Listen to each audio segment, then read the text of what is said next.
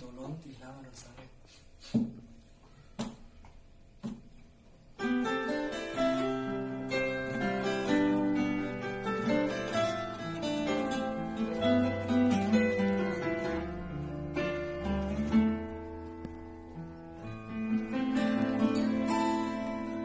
chúng si arte an lên chua rồi nó vào đi đến luôn chua vì đi kim mà lâu chua nhưng mà ngày nay sao gần na người ba gan na hian nắng sâu có khi na đi mua đi sự vì đừng lấy ra vào không biết anh mình tha thầm mai lâu quân mình bên phai có vahbosan tawh lawng thế căng ai thế tham quan đến lâu chua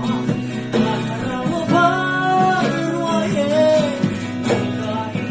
im na inhmuh ramah ta chân phố để chung chung tham quan đến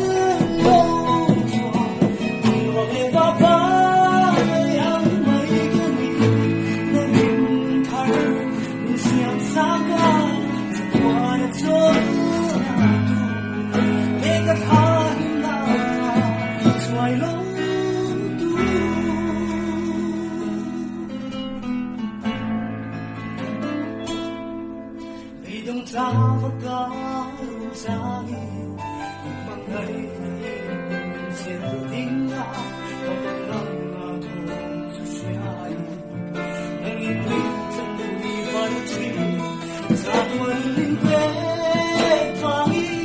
còn vahbosan tawh lawng sẽ căng ai thế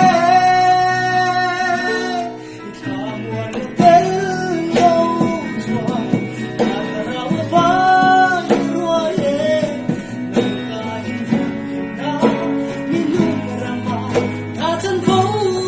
chung chung tham quan đến